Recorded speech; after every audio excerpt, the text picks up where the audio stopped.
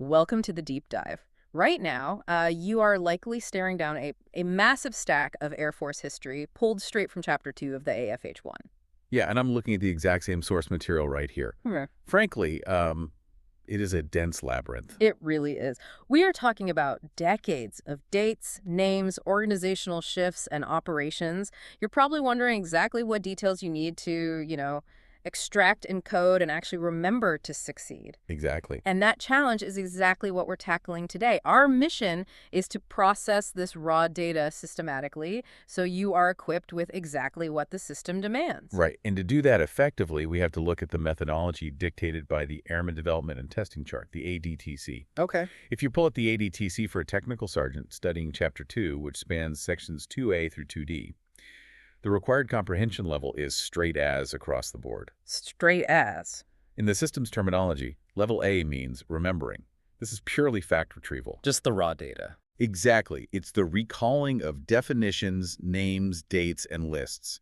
You are not being asked to analyze the geopolitical fallout of these events for this specific test. You're being asked to retrieve the data accurately and without hesitation. Because the clinical reality here is that the consequence of failing to encode this information is straightforward.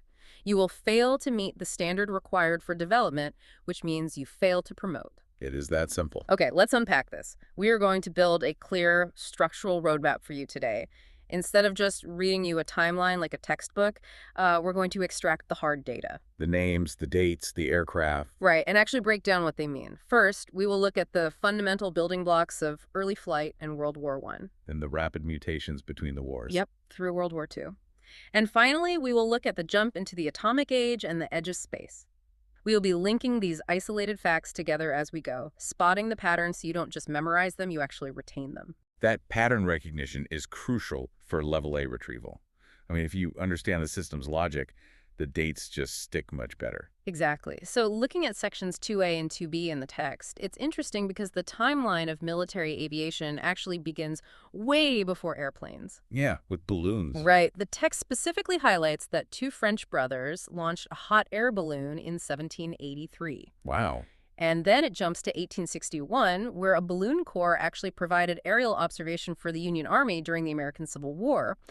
But the real shift, the move to heavier-than-air aviation, is anchored squarely to the Wright brothers. Right, and the text emphasizes the sheer repetitive grind of their process. I mean, they conducted over 1,000 glides before they ever delivered the Signal Corps No. 1 to the U.S. Army in 1909. Over 1,000. Yeah, it wasn't just a handover, it was a rigorous proof of concept. And looking at the specs in the text, it's wild what the Army demanded from them in 1909. They had to prove this experimental machine could carry two people with a combined weight of 350 pounds or less. Which isn't much. Not at all. It had to fly for 125 miles, and it had to average 40 miles per hour.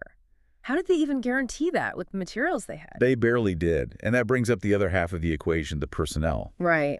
The hardware is completely useless without the human system to sustain it. The text uses a specific term you need to know, which is mechanician. Mechanician. To clarify that jargon, an airplane mechanician was an early aircraft mechanic who possessed the highly specific skills to maintain and repair aircraft engines, airframes, controls, and systems. They were the ones keeping these incredibly dangerous, untested machines from falling out of the sky.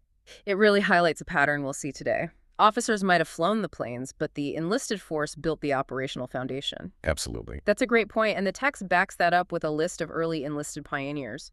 For your Level A retrieval, you need a mental flashcard for these critical firsts. Keep track of these. According to the material, Eddie Ward and Joseph Barrett were the first enlisted men in the Aeronautical Division schooled in balloon fabric handling, folding, and stitching back in 1907. And you have to remember the fatal consequences of this early testing, too. Corporal Frank Scott is a Level A fact. Right. In 1912, he became the first enlisted person to die in a military aircraft accident. Yeah. That is a stark reminder of the clinical reality of this era. They were testing the absolute limits of unproven machinery. If you are trying to anchor that name in your memory, Scott Air Force Base is named directly in his honor. Exactly. It definitely puts the risk into perspective. But it wasn't just mechanicians on the ground. I'm reading here about Corporal Vernon L. Burge. Wait, an enlisted pilot? I thought only officers flew in this era. It was rare, which is exactly why Burge is a testable fact. Yeah. In 1912, he became the first American enlisted pilot. Okay, got it. But he wasn't the only enlisted innovator pushing the envelope. You also need to encode Sergeant William Siaker. The blind flight guy. Yes. He is recognized as the father of blind flight. He essentially solved the fatal problem of spatial disorientation by developing a flight integrator using an electrically driven gyroscope. That's incredible. Moving slightly forward, the text brings up Major General Benjamin D. Fulot, calling him a man of many firsts. It says he organized and led the first Aero Squadron during the 1916 Pancho Villa expedition in Mexico. Yeah. This expedition seems like a perfect example of the brutal reality of early aviation logistics. It absolutely was a systemic stress test. They took 8 aircraft into the mountains of Chihuahua, Mexico. Between the volatile mountain weather, the abrasive dust, the extreme temperature swings, and the 5,000-foot elevations, only 2 of those 8 airplanes were in working condition within a month. A total system failure. It clinically proved that adequate maintenance and backup aircraft were not optional. They were absolutely essential for survival. And that operational reality carried right over into World War I, where the mission violently evolved. It went from simple observation to armed, lethal combat. The detail in the text on how that transition happened is mind-blowing. It mentions a French pilot named Roland Garros. Right. He essentially bolted steel deflector plates to his aircraft's propeller so he could fire a machine gun straight through the spinning blades without shooting his own propeller off. That is insane. That terrifying innovation allowed him to achieve the first aerial victory in history. It is a prime example of operational adaptation. But the system always reacts. The text notes that the Germans eventually captured his downed aircraft, studied that crude deflector system, and engineered a superior response. The Fokker-Eindecker. Yes, the Fokker-Eindecker, which is considered the first true fighter plane. What's fascinating here is how that technological leap immediately created the concept of the flying ace, a military aviator credited with shooting down multiple enemy aircraft. And looking at the test requirements, there are 2 specific World War I aces you absolutely must remember. Write these down. First is Captain Edward V. Rickenbacker. He was America's ace of aces. He secured 26 confirmed aerial victories and held the American record all the way until World War II. The second ace you need to retrieve is Corporal Eugene Bullard. He was the first African-American military pilot. Right. He actually flew for the French Lafayette Escadrille. He was known as the Black Swallow of Death, claiming 2 victories and earning the French Croix de Guerre. So, aviation proved its worth in the Mexican desert and the skies of Europe. But what's crazy to me, looking at Section 2C covering the interwar years, is how fast the military had to reorganize itself to keep up with the technology. This is where you need to be highly analytical. Yeah. The text deliberately outlines how the Air Force evolved structurally from 1907 to 1947. It's a lot of name changes. It is a rapid, sometimes disjointed progression, but you need to retrieve these exact names and dates. A good way to remember this progression for the test is looking at the action words. It grows in scale and scope. Right, let's map this out for you. It started small as the Aeronautical Division in 1907. It grew to the aviation section in 1914. Then there was this hyper-compressed transition to the Division of Military Aeronautics, which existed for exactly 4 days in May 1918. And the text acknowledges the vagueness of that 4-day window. It simply states, this brief period allowed the reorganization to transfer control to the next entity, which was the Air Service in 1918. From a section to a service. Exactly. Then came the Air Corps in 1926. In 1935, they created the General Headquarters, or GHQ, Air Force. The text notes this was a really confusing half-step. GHQ Air Force controlled aviation combat units, but it was still operating under the broader Army command structure alongside the Air Corps. It was a bureaucratic bottleneck, but it finally consolidated to the Army Air Forces in 1941, which ultimately led to the independent United States Air Force in 1947. So remember that scale: division, section, service corps, and finally force. During that confusing interwar period, several champions of air power emerged to prove its operational value against heavy skepticism. And these are level A requirements. Yes. You need General William "Billy" Mitchell. He advocated fiercely for an independent Air Force, and he proved his point by leading the brigade that sank the former German battleship Ostfriesland in 1921. He also published a book in 1925 called Winged Defense. In it, he accurately predicted the attack on Pearl Harbor 16 years before it actually happened. The system didn't want to listen to him, but the clinical facts proved him right. Another incredible fact from this era involves Sergeant Ulysses Sam Nero. Wait, I'm reading this section about Nero, and it says he outright disobeyed instructions during a demonstration. He did. During a massive air power demonstration, Nero, who was a bombardier, was instructed to bomb from 1,500 feet. He recognized the tactical flaw in that altitude, disobeyed the instructions, and dropped his payloads from 6,900 feet instead. And he successfully sank the USS New Jersey and the USS Virginia, proving the lethal efficacy of high-altitude bombardment. That is a massive operational risk that paid off. The text also highlights Master Sergeant George H. Holmes. He was the last of the enlisted pilots to graduate training. When he retired in 1957, he was the final enlisted pilot in the force. You also must remember General Carl A. Spaatz. In 1929, he flew the question mark mission to prove the viability of aerial refueling. The logistics of that mission are absurd. His crew stayed airborne for over 150 hours. They flew 11,000 miles and executed 37 air-to-air refuelings. And looking at this, they used hand-pumped fuel. Hand-pumped fuel while flying in close formation. The margin for error was practically zero. And finally, for this era, note General Ira C. Eaker. He later directed the daylight strategic bombardment campaigns during Operation Point Blank in World War II. Which brings us to the sheer scale of the World War II buildup. The data following the December 7, 1941 attack on Pearl Harbor is critical for your Level A retrieval. Very critical. In 1940, the Army Air Corps had an inventory of merely 1,700 tactical and training aircraft. By 1944, American factories had exploded that inventory to 72,726 aircraft. It wasn't just a miracle of machinery. It was a massive spike in manpower. The text points out a vital system metric you must retain. Right. For every single aircraft in the inventory, there were approximately 27 enlisted airmen providing support on the ground. 27 to 1. Without that ratio, the entire operational system collapses. No missions get flown without the mechanics, the armorers, and the logisticians. Exactly. Within that massive expansion, you were required to know the trailblazers and specific operational units. The text highlights the implementation of Executive Orders 8802 and 9981. Executive Order 8802, signed in 1941, prohibited racial discrimination in vocational and training programs.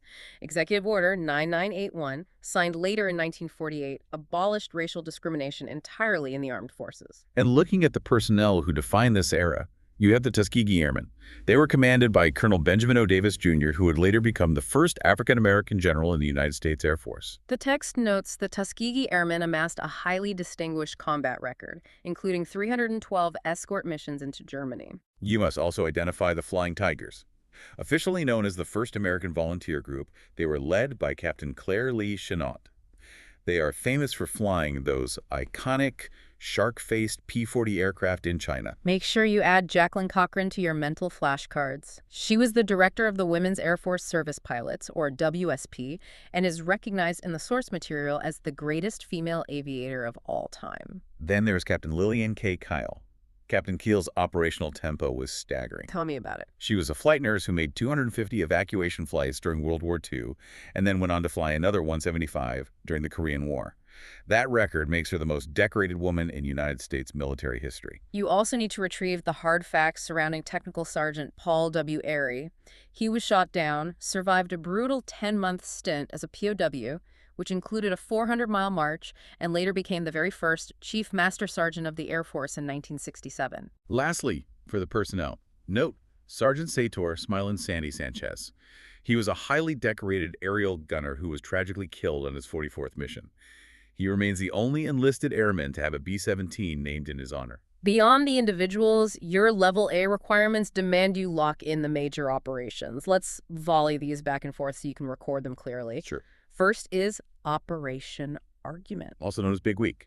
This was a massive, concentrated assault aimed at permanently crippling the German aircraft industry. Next is the invasion of Normandy, or D-Day. The metric to remember here is that Allied air forces completely dominated the skies by launching a staggering 8,722 sorties in a single day. Then you have the Combined Bomber Offensive. This is the longest, bloodiest air campaign in history, where Allied forces dropped 2.7 million tons of bombs. There's also Operation Chowhound. This was a critical humanitarian mission.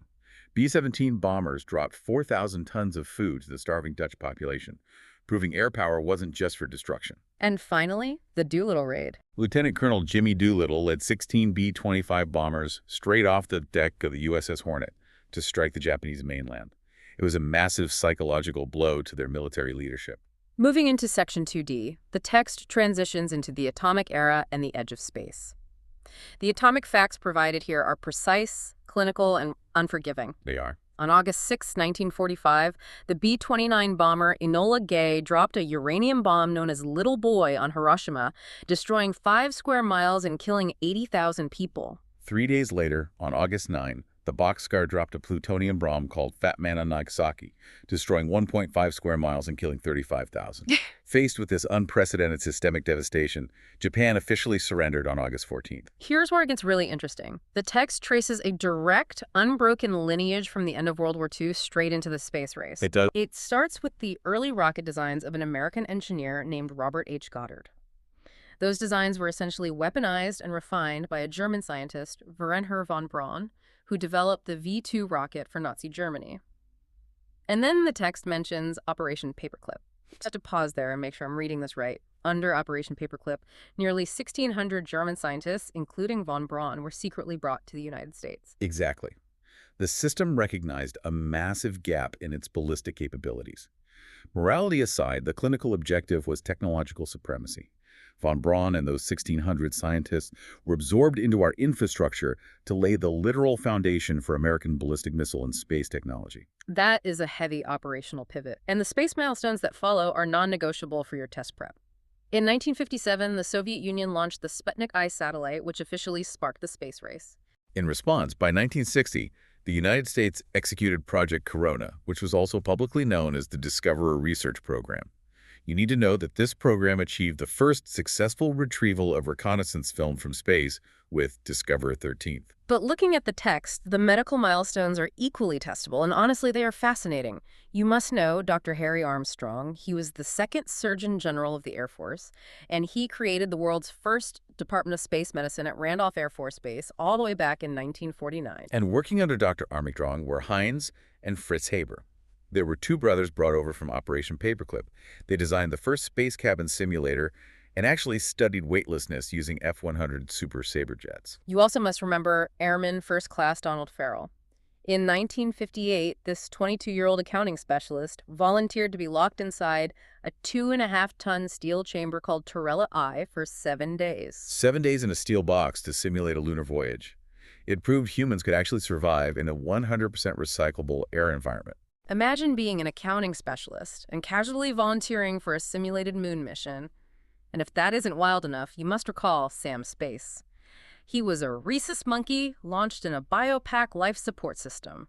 Imagine being the guy assigned to build a life support system for a monkey in the 1950s. That would be Dr. Hans-Georg Klemmen, another scientist from Operation Paperclip. It all links back to the same systemic push for supremacy. That entire lineage brings the text timeline directly to the present. On December 20th, 2019, the United States Space Force was officially established with an active duty strength of 8,400 members known as Guardians. Right. And in a perfect full circle moment detailed in the text, in 2020, the very first Chief Master Sergeant of the Space Force, Roger Tauberman, traveled to Randolph Air Force Base. He visited the exact room where A1C Farrell and the monkeys trained decades earlier. If we connect this to the bigger picture, you can see a distinct, undeniable pattern across all these Level A facts. The text systematically demonstrates that technological leaps continually force organizational evolution. Yeah. When the military acquired balloons, the system necessitated a balloon corps. When the Wright brothers delivered heavier-than-air airplanes, the system had to adapt by creating an Aeronautical Division. When massive bomber fleets dominated World War II, the Army Air Forces were established to manage that sheer scale. And when satellites and orbital systems became critical infrastructure, it strictly required the creation of the Space Force. The organization must always adapt its structure to manage its technology. And there is a second pattern woven into this data that we've touched on: the total undeniable reliance on the enlisted force. The text deliberately highlights that behind every famous officer pilot breaking a record or winning a battle, there was an enlisted mechanician keeping the engine from failing, an enlisted medical technician monitoring the biopack, or an enlisted accounting specialist willing to lock himself in a steel box for a week to simulate a moon trip. So what does this all mean for you? Your mission is to secure your Level A checklist. Memorize the personnel firsts. Track the exact organizational name changes. Remember the scale: division, section, service, corps to force. Know your major World War II operations and lock in your space milestones from Sputnik to the creation of the Space Force. But I want to address you directly. Use these facts not just to pass a test, but to actually understand the foundation of the uniform you wear. Knowledge is most valuable when understood and applied. Recognizing the sheer operational grit and technical adaptability of these pioneers gives you the context required to lead in today's highly technical, unforgiving military environment. Knowing this history isn't just a test requirement, it is a professional obligation. This raises an important question. The origins of the Space Force didn't start with building a massive rocket. It started all the way back in 1949 with Air Force medical personnel quietly studying the physical limits of the human body in a simulator, an idea that seemed like pure science fiction at the time. Look around your current operations today. What sci-fi concept is your team working on right now, in the shadows or the simulator, that might just become the foundation of an entirely new military branch 70 years from now? Keep that in mind as you prep.